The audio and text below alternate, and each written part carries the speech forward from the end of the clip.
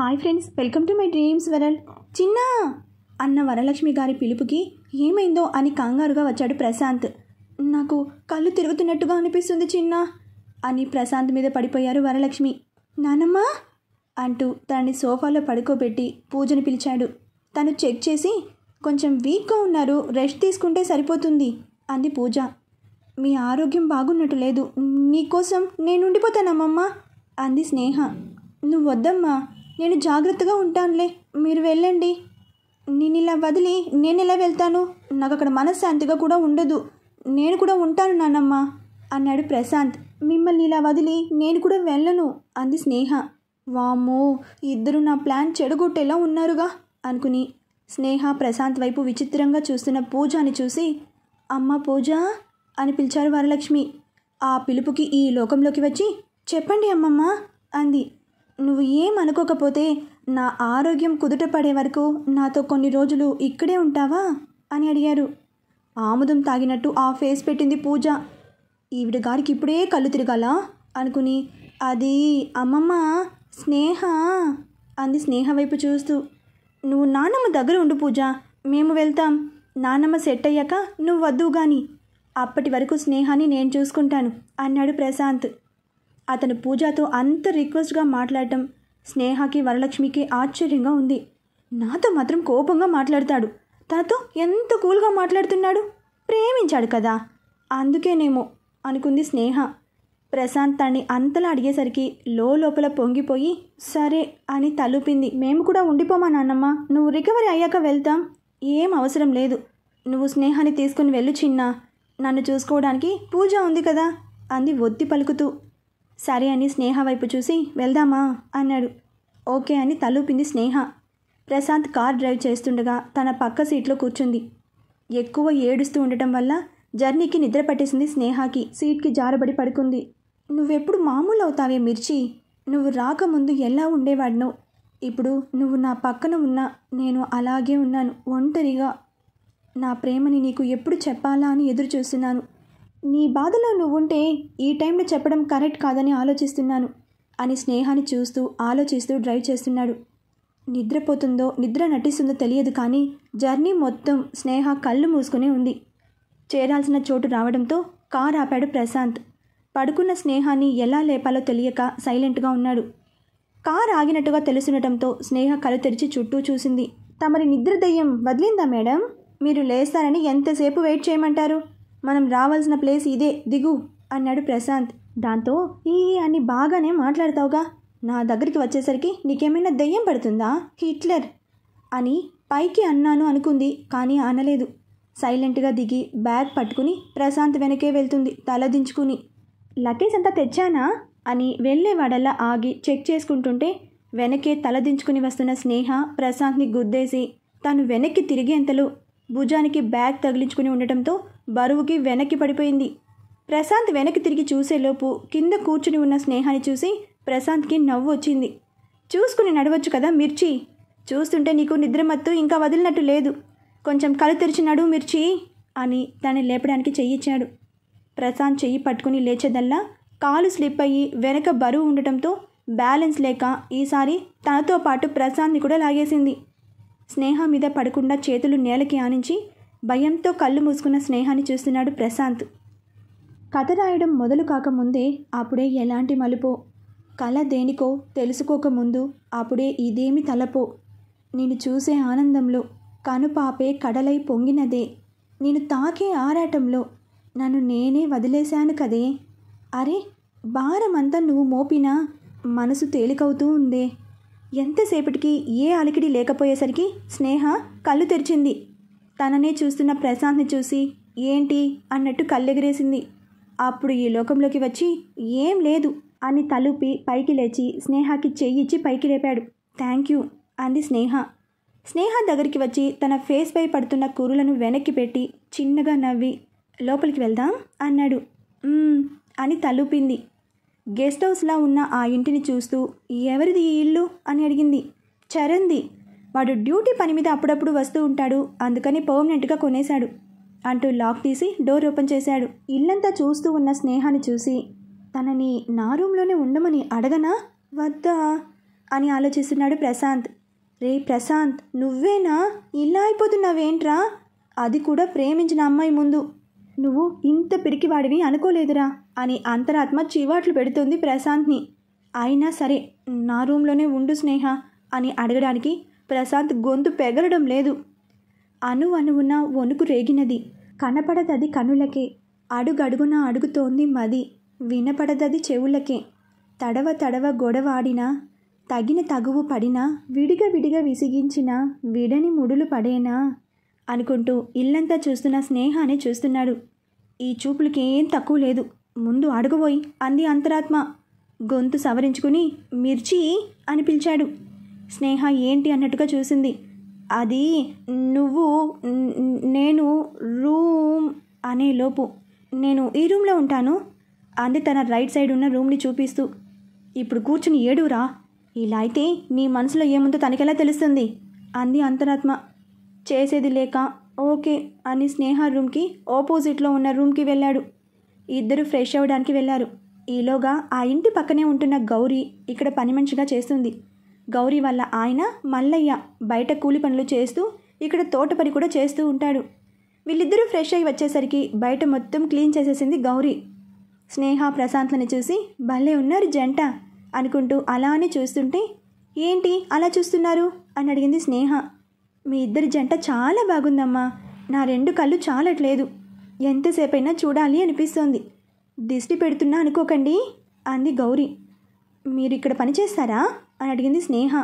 అవును అన్నట్టుగా తలూపింది గౌరీ. ఏం పర్లేదు, ఇక నుండి మేమే పనులు చూసుకుంటాం, మీకు ఇంకేదైనా పని ఉంటే చేసుకోండి అంది గౌరీ. మాకు చరణ్ బాబు నెల డబ్బులు అకౌంట్లో వేసేస్తారు, మరి తీసుకున్న దానికి న్యాయం చేయాలి కదమ్మా. ఈ పని చేస్తేనే మాకు డబ్బులు వస్తాయి, వాటితోనే మేము మా కడుపు నింపుకోవాలి అంది గౌరీ. సరే అయితే ఆయనకి ఏమైనా పనులు చేయాలేమో చూడు, నా వరకు నా పనులు నేను చూసుకుంటాను అంది స్నేహ. నన్నే వేరు చేసి మాట్లాడతావా? నీకు బాగా గోరోజనం పెరిగిందే, ఉండు చెప్తా నీ పని అనుకుని, గౌరమ్మ మీ ఇంట్లో మీ ఆయన పనులు నువ్వే చేస్తావా, లేకపోతే ఎవరికైనా చేయమని చెప్తావా? ఎవరినైనా చేయడానికి రమ్మనండి, వాళ్ళంతా చూస్తాను అంది గౌరీ. అంటే భర్త పనులు భార్య చేయాలి అంటావు అన్నాడు స్నేహాన్ని చూస్తూ. అవునమ్మా, ప్రశాంత్ బాబు మీ ఆయనే కదా అని అడిగింది గౌరీ. గౌరీ ముందు నవ్వుతూ అవును మా ఆయనే. మరి మీ భర్త పనులు మీరే చేయాలి కదా, నన్ను చేయమంటారు ఏంటమ్మా? గౌరమ్మ నువ్వు మిగతా పని చూసుకో, నేను మా ఆయనతో కొంచెం మాట్లాడాలి అంది ప్రశాంత్ని కోపంగా చూస్తూ. ఇదేంటి కొట్టేలా చూస్తోంది, ఏం చేస్తుందో చూద్దాం అని ఒక కనుబొమ్మ పైకి పెట్టి వెళ్ళి సోఫాలో కూర్చుని పేపర్ చదువుతున్నాడు. గౌరమ్మ తన పని చేసుకోవడానికి వెళ్ళింది. స్నేహ ప్రశాంత్ దగ్గరికి వెళ్ళి, ఏంటండి నేను మీకు సేవలు చేద్దాం అనుకుంటుంటే మీరేంటి తీరిగ్గా సోఫాలో కూర్చున్నారు అంటూ పక్కన కూర్చుంది. ఈసారి ప్రశాంత్ హార్ట్ బీట్ పెరిగింది. ఆ రోజు రాత్రి స్నేహ రూమ్లో స్నేహకి ముద్దు పెట్టడం గుర్తొచ్చింది. ఏమండి కాఫీ తాగుతారా అని అడిగింది స్నేహ. ప్రశాంత్ అని తలూపాడు. కానీ నాకు కాఫీ పెట్టడం రాదు అంది బొంగు ముద్దు పెట్టుకుని. ప్రశాంత్ ట్రాన్స్లోకి వెళ్ళి స్నేహ అనే చూస్తున్నాడు. స్నేహ ఇవేం పట్టించుకోవడం లేదు, తను వాగే పనిలో ఉంది. పోనీ టీ పెట్టమంటారా అని అడిగింది మళ్ళీ. ప్రశాంత్ మళ్ళీ అని తలూపాడు. ఓహ్ నో అని తల కొట్టుకుని, మీరు టీ తాగరు కదా, నా మతి మండ, నేనెలా మర్చిపోయాను అంటూ, ఉండండి మీకోసం వేడివేడిగా ఉప్మా చేసి తీసుకొస్తాను అంటూ లేస్తున్న స్నేహ చేయి పట్టుకుని లాగాడు ప్రశాంత్. వెళ్ళి ప్రశాంత్ ఒళ్ళో కూర్చుంది స్నేహ. షాక్ అయి చూస్తోంది ప్రశాంత్ని. ప్రశాంత్ స్మైల్ ఇస్తూ కన్నెగరేసి ఓయ్ మిర్చి అని పిలిచాడు. స్నేహ వెంటనే కళ్ళు మూసుకుని, మీరు నన్ను అలా పిలవకండి. కానీ ఎందుకు? నేను అలా పిలిస్తే నీకేమవుతుంది మిర్చి? ఏమవుతుంది అంటే ఎలా చెప్పను, మీరు నన్ను అలా పిలవకండి అంది కళ్ళు మూసుకుని. పిచ్చి మొహమా, నేను అలా పిలిస్తే నీకేమవుతుందో ఆల్రెడీ చెప్పేశావే అనుకుని, ఒకసారి నా వైపు చూడు, ఇప్పటి వరకు ఏదేదో వాగావు, ఇప్పుడేంటి ఇంత సైలెంట్గా ఉన్నావు? మీరెందుకు ఇలా మాట్లాడుతున్నారు? నేను మిమ్మల్ని ఏడిపించడానికి చేశాను అంతే, ఇంకేం లేదు, నన్ను వదలండి. నేను మాట్లాడటం అవ్వలేదు ఇంకా, నేను వెళ్ళాలి అంటూ ప్రశాంత్ పట్టు విడిపించుకుని వెళ్తుంటే స్నేహ చెయ్యి పట్టుకున్నాడు. మీకేదో అయ్యింది అంది వెనక్కి తిరిగి. నాకు కాఫీ కావాలి అన్నాడు ప్రశాంత్. నేను పెట్టను. ఓకే, నువ్వు వచ్చే వరకు నీ చెయ్యి వదలను. మీరు మంచివారు అనుకున్నాను. మీరు మరీ శాడిస్ట్లా చేస్తున్నారు. చెయ్యి వదలండి. నువ్వు నాకు కాఫీ ఇస్తా అంటే చెయ్యి వదులుతా, లేదంటే వదిలేది లేదు. మీరు మరీ ఇంత మొండిగా చేయడం ఏం బాగాలేదు. నువ్వు కూడా మొండిగా చేయడం ఏం బాలేదు మిర్చి. నేను అడిగింది జస్ట్ కాఫీ, ముద్దు కాదు. కాఫీకి ఇంత బెట్టు చెయ్యాలా అన్నాడు చెయ్యి ఇంకా గట్టిగా పట్టుకుంటూ. గౌరీ వస్తుందేమో, తను చూస్తే బాగోదు, వదలండి. మరి నాకు ఇవ్వాల్సిందే.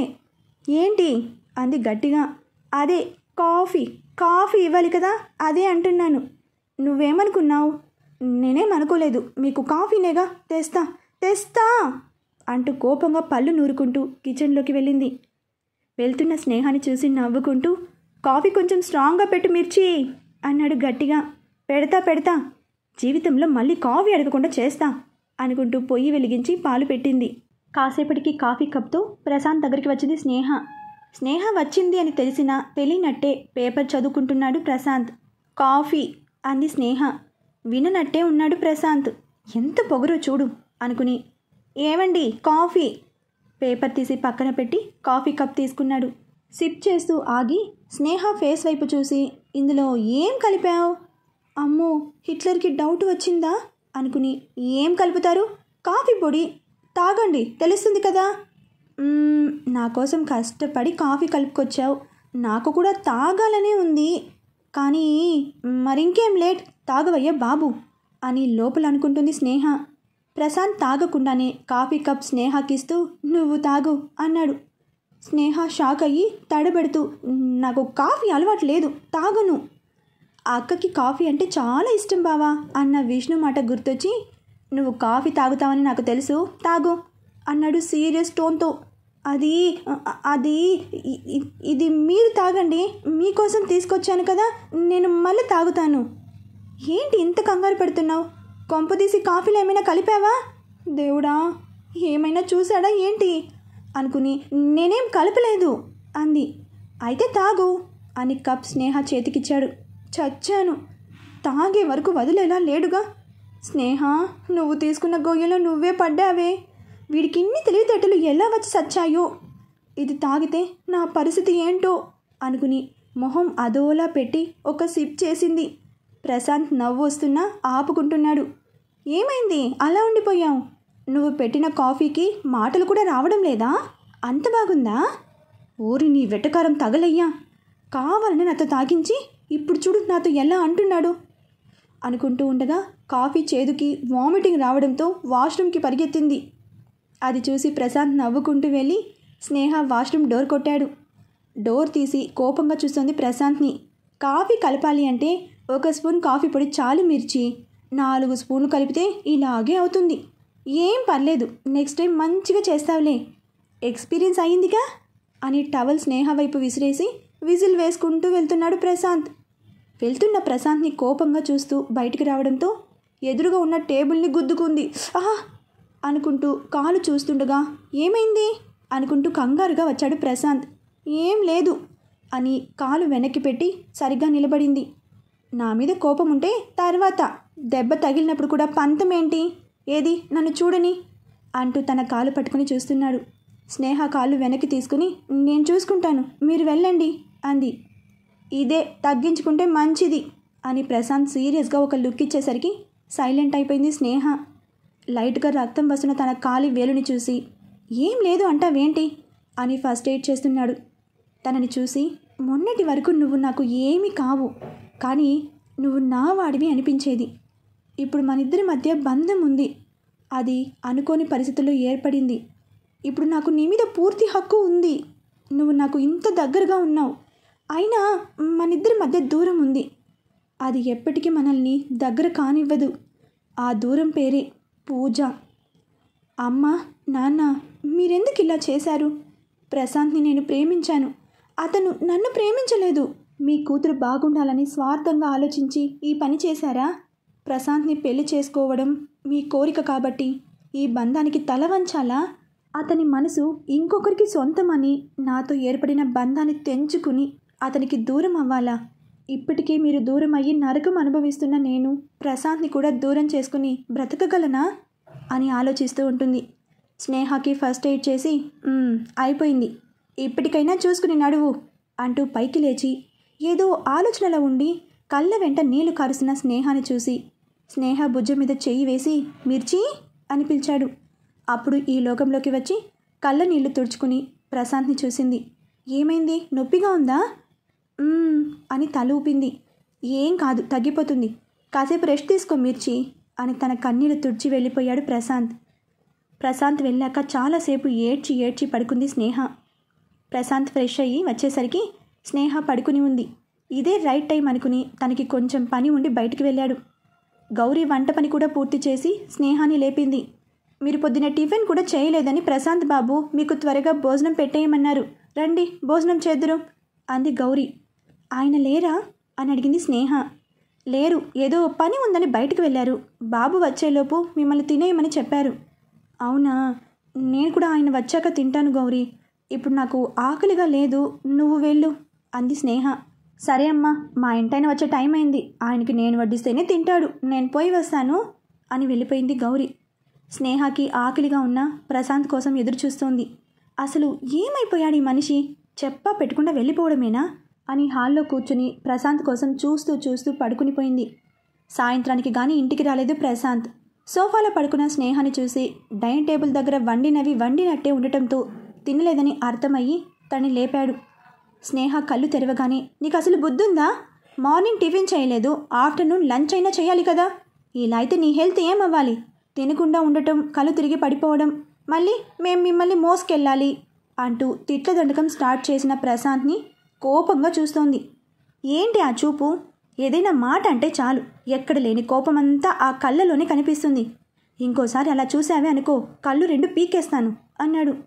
స్నేహ నోరు తెరిచి అలాగే చూస్తోంది. ఇంకా ఏంటి చూస్తున్నావు, లేచి తిను అన్నాడు కొంచెం వాయిస్ పెంచి. పోన్లే పాపమని నువ్వు వస్తావని నేను నీకోసం వెయిట్ చేస్తే తిరిగి నన్నే అంటున్నావు, నాకేం వద్దు నువ్వే తిను అని కోపంగా బయటికి వెళ్ళి గార్డెన్లో కూర్చుంది స్నేహ. తినకు, నువ్వు తినకపోతే నాకేంటి, నేను తింటాను అంటూ డైనింగ్ టేబుల్ దగ్గర కూర్చున్నాడు. నేను నీకోసం వెయిట్ చేశా అన్న స్నేహ మాట గుర్తొచ్చి తనకి కూడా తినాలనిపించక లేచి ఫ్రెష్ అవ్వడానికి వెళ్ళాడు. ఫ్రెష్ అయ్యి వచ్చి కాసేపు టీవీ చూసి ఏమీ చూడాలనిపించక స్నేహ కోసం చూస్తే చీకటి పడినా ఇంకా గార్డెన్లోనే కూర్చుని ఉన్న స్నేహాన్ని చూసి, దేవుడా, అమ్మాయిని ఇమ్మంటే ఇంత మొండి ఘటాన్ని ఇచ్చావు ఏంటి అనుకుంటూ స్నేహ దగ్గరికి వెళ్ళాడు. హలో మేడం, చీకటి పడినా ఇంకా ఇక్కడేం చేస్తున్నావు, రా లోపలికి అంటూ స్నేహ దగ్గరికి వెళ్ళాడు. ఏడుస్తున్న స్నేహాన్ని చూసి, హే మిర్చి, ఎందుకు ఏడుస్తున్నావు, నేను అలా అన్నందుకు ఫీల్ అయ్యావా? లేదు అని తల అడ్డంగా ఊపింది స్నేహ. మరెందుకు ఏడుస్తున్నావు అన్నాడు స్నేహ దగ్గరికి వచ్చి. స్నేహ ఏం మాట్లాడలేదు. లేచి వెళ్ళిపోతుంటే తనని ఆపి, అమ్మ నన్ను గుర్తొచ్చారా అని అడిగాడు.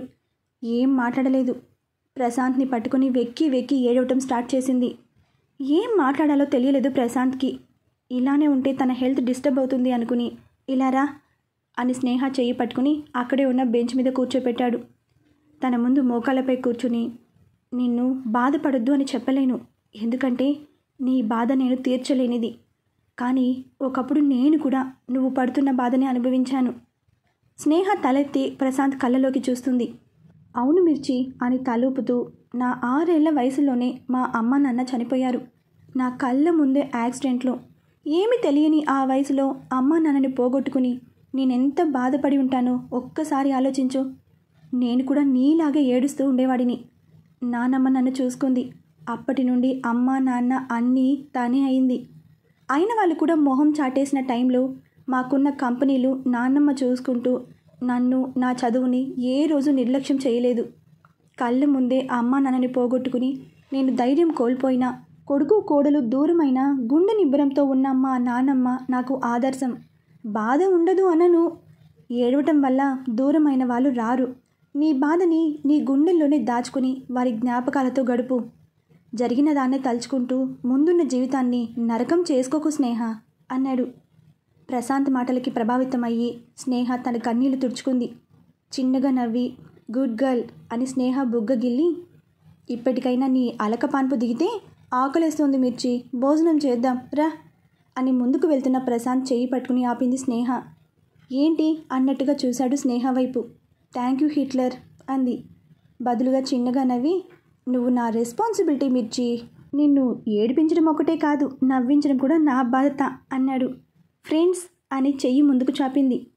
పెళ్ళైతే భార్యాభర్తలు అవుతారని తెలుసు, కానీ ఫ్రెండ్స్ కూడా అవుతారని ఇప్పుడే తెలిసింది అనుకుంటూ చెయ్యిచ్చాడు ప్రశాంత్. ఇంకెప్పుడు నువ్వు ఒంటరి అని ఫీల్ అవ్వకు, నీకు నేనున్నాను. థ్యాంక్ యూ అని ప్రశాంత్ని హగ్ చేసుకుంది స్నేహ. ఊహించని పరిణామానికి షాక్ అయినా వెంటనే తేరుకుని నవ్వుతూ తన చుట్టూ చేతులేశాడు. నాకెందుకో నిన్ను హక్ చేసుకుని నీ గుండె చప్పుడు వింటుంటే చాలా ధైర్యంగా అనిపిస్తుంది హిట్లర్ అంది కళ్ళు మూసుకుని. నా ప్రేమ నీకు అర్థమైతే జీవితాంతం ఈ గుండెల్లో పెట్టుకుని చూసుకుంటానే, త్వరగా తెలుసుకో అనుకుంటున్నాడు మనసులో. స్నేహ ప్రశాంత్ని వదిలి ఏమైనా అన్నావా అని అడిగింది. లేదు అన్నాడు ప్రశాంత్ అయోమయంగా చూస్తూ. నువ్వేదో అన్నట్టు వినిపించింది అని ఆలోచిస్తోంది. కొంపతీసి పైకి అనేశానా అని అనుమానంగా చూస్తున్నాడు ప్రశాంత్. ఆలోచనలో ఉన్న స్నేహాన్ని చూసి ఏమనలేదులే అనుకుని, మేడం ఆలోచించింది చాలు, పద తిందాం, నాకు ఆకలేస్తోంది అన్నాడు ప్రశాంత్. సరే పద అంటూ ప్రశాంత్తో పాటు నడిచింది. ఇద్దరు తినేసి కాసేపు కబుర్లు చెప్పుకుని ఎవరి రూమ్కి వాళ్ళు వెళ్ళి పడుకున్నారు. అటు స్నేహ వాళ్ళతో పూజాని వెళ్ళనివ్వకుండా చేసిన వరలక్ష్మి పని మనిషిని 2 రోజులు రావద్దు అని చెప్పి ఇంటి పని అంతా పూజతో చేయిస్తుంది. ముసల్ది చంపుతోంది. ప్రశాంత్ నాతో పెళ్ళికి ఒప్పుకోవాలి, ముందు దీన్ని ఇంట్లో నుండి గెంటేస్తాను అనుకుంటూ తిట్టుకుంటూ పనులు చేస్తోంది. అలా 2 రోజులు కాస్త 10 రోజులు అయ్యాయి. పూజాని 30 తిప్పలు పెట్టేసరికి జ్వరం వచ్చి నోట్లో థర్మామీటర్తో మంచాన పడింది పూజ. ఈ 10 రోజుల్లో స్నేహ ప్రశాంత్ ఒకరి గురించి ఒకరు తెలుసుకుని మంచి ఫ్రెండ్స్ అయ్యారు. అప్పుడే డ్యూటీ పని మీద చరణ్ అక్కడికి వచ్చాడు. ఏంట్రా చెప్పా పెట్టకుండా వచ్చావు అన్నాడు ప్రశాంత్. సారీరా, నేను వచ్చి డిస్టర్బ్ చేశానా అన్నాడు చరణ్. కొంచెం ఎక్కువైందిరా, తగ్గించు. అయినా నువ్వు వచ్చి డిస్టర్బ్ చేసేంత ఏం లేదు ఇక్కడ.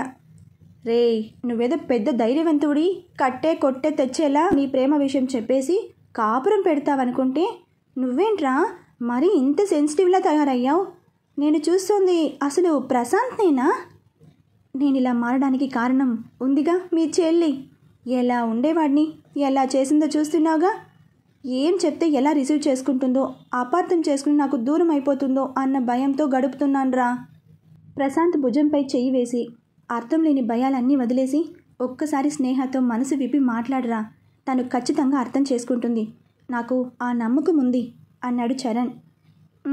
అని తలూపాడు ప్రశాంత్. హాయ్ చరణ్ గారు అంటూ వచ్చింది స్నేహ. హాయ్ స్నేహ, ఎలా ఉన్నావు? How are you feeling now? I am okay Charan గారు అంది. నువ్వు ఇంత త్వరగా మామూలు అవుతావని అనుకోలేదు. ధైర్యంగా ఉండు స్నేహ. ఈ బాధ నేను లైఫ్ అంతా మోయాల్సిందే చరణ్ గారు, కానీ బాధని దాచుకునేంత ధైర్యం ఇచ్చింది మాత్రం మీ ఫ్రెండ్ అంది ప్రశాంత్ని చూస్తూ. వాడి మనసులో అంతులేని ప్రేమ ఉంటుంది, కానీ అందరికీ కోపమే కనిపిస్తుంది. అర్థం చేసుకుంటే వాడి కోపం కూడా అర్థమవుతుంది అన్నాడు చరణ్. చాలు ఆపురా, పొద్దున్న నన్ను పొగిడే ప్రోగ్రాం పెట్టుకున్నావా? వెళ్ళి ఫ్రెష్ అయ్యిరా అని పంపించాడు ప్రశాంత్. నేను వచ్చి నీతో మాట్లాడటానికి అన్నాడు చరణ్. నేను మీకోసం కాఫీ తీసుకొస్తాను అని వెళ్ళింది స్నేహ. స్నేహ వెళ్ళాక నాతో మాట్లాడటానికా ఏంట్రా అన్నాడు ప్రశాంత్. స్నేహ అమ్మ నాన్న చనిపోయిన 2వ రోజే జైలు నుండి రిలీజ్ అయిన పరందామయ్యకి యాక్సిడెంట్ అయింది. స్నేహ పేరెంట్స్ని యాక్సిడెంట్ చేసిన వెహికల్, పరందామయ్య యాక్సిడెంట్కి కారణమైన వెహికల్ ఒక్కటే. ఓ వాట్ ఏ కోఇన్సిడెంట్ కదా అన్నాడు ప్రశాంత్. పరందామయ్య ఇప్పుడు కోమాలో ఉన్నాడు అన్నాడు చరణ్. తెలుసు అన్నాడు ప్రశాంత్. యాక్సిడెంట్ చేయడమే కాకుండా ఎవరో అతని తలపై బలంగా కొట్టడం వలన కోమాలోకి వెళ్ళాడట. ఈసారి ప్రశాంత్ ఏం మాట్లాడలేదు. నువ్వే కదా అన్నాడు ప్రశాంత్ని సూటిగా చూస్తూ. ఇది తప్పకుండా ప్రశాంత్ పని అయ్యుంటుంది. మన స్నేహ కోసం ఇంత చేసినవాడు తన ప్రేమ విషయం మాత్రం చెప్పనంటున్నాడు. చూద్దాం ఎప్పుడు చెప్తాడో. అంతవరకు ఒక చిన్న లైక్ వేసుకోండి. బాయ్ ఫ్రెండ్స్, మరొక భాగంతో కలుసుకుందాం.